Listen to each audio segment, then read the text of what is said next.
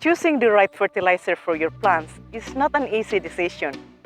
Each plant requires a different types of requirements based on nitrogen, phosphorus, and potassium.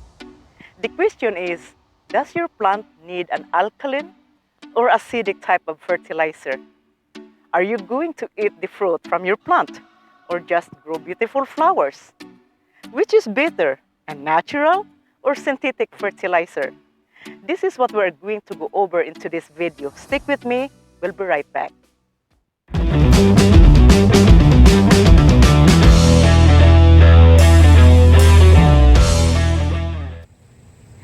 Hi there, happy gardeners! Marcelina here to show you another awesome video on choosing the right kind of fertilizer for your plants. When you go to your garden center to find a fertilizer, you may be overtaken by the various amounts of fertilizers to buy.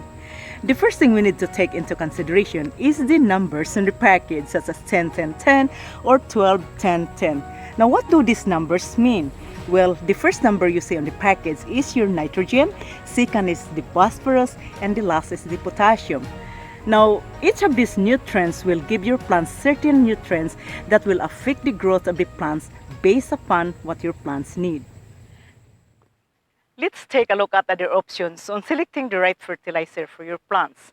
There are two types of fertilizer, organic and synthetic. Organic fertilizers are materials derived from plants, animals, or residues. Examples are blood meal, compost, bat guano, manure, seaweed, and worm casting. Synthetic fertilizers are man-made inorganic compounds derived from byproduct of the petroleum industry. Examples are ammonium nitrate, ammonium phosphate, superphosphate, and potassium sulfate. Like humans, our body needs 20 amino acids to grow and function properly. Although 20 of these amino acids, only 9 are essential to our health. Plants do need these requirements as well. Plants require 13 nutrients where the nitrogen, phosphorus, and potassium as primary food and are used in significant amount to sustain the plant life.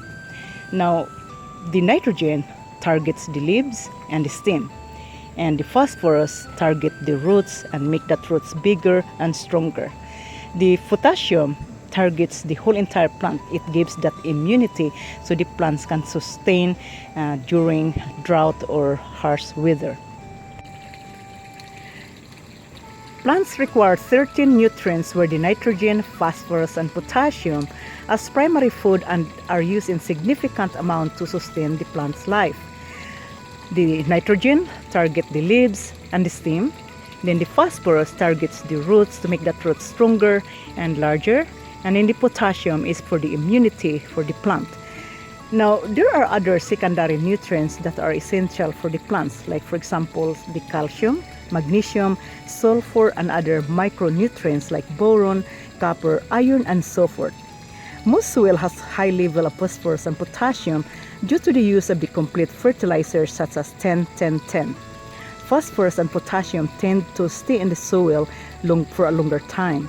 Adding more of these nutrients may disrupt other nutrients uptake and kill other beneficial microbes that to the soil as well. Now, make sure you check the nutrients content on the bag in relation to the plants and soil need. Both organic and synthetic fertilizers are processed in similar ways, but their delivery with the nutrients is different.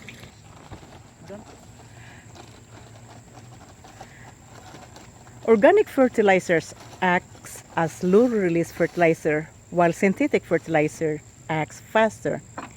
Organic fertilizers do have microbes for breaking the large amount of nitrogen and convert them to a small usable micronutrients so plants are able to digest that synthetic fertilizers don't have.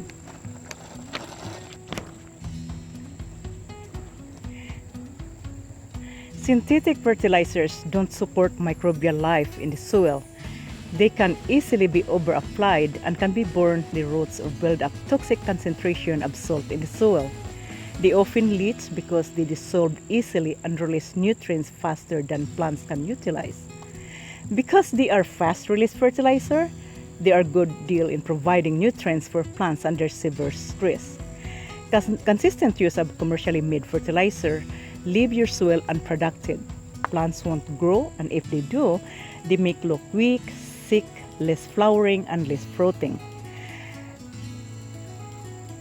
They are not safe for environment, for our health, and for our pets.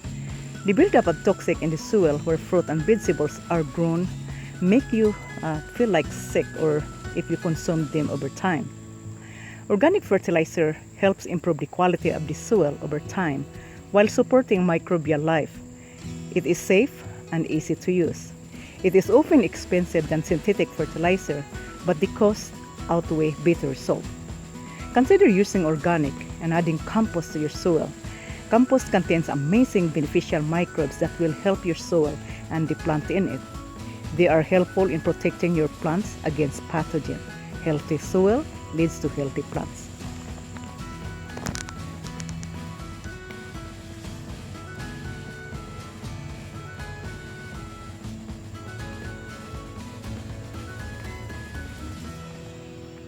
Alright, so these are my peppers, guys. This is a sweet banana peppers. And right now they're not doing well, so I'm going to feed again with these nutrients. So the fertilizers are applied in solid form and liquid form. So if you applied the fertilizer in a solid form, like a slow release fertilizer, you can either mix to the soil or you can apply it around the base of the plant. So I'm just going to feed this one. And right now, since this is my second feeding, as you can see from yellow, it turns a little bit green now. So it's improving. The good thing for using a soluble uh, liquid fertilizer, it releases the nutrients a little bit faster because it's already dissolved. All right, so this is how you applied your liquid fertilizer. So again, thank you for watching, guys. And if you have any questions, just comment below. And if you think that this video is helpful to you, give it like or share with your friends. And don't forget to subscribe. See you next week. Bye-bye.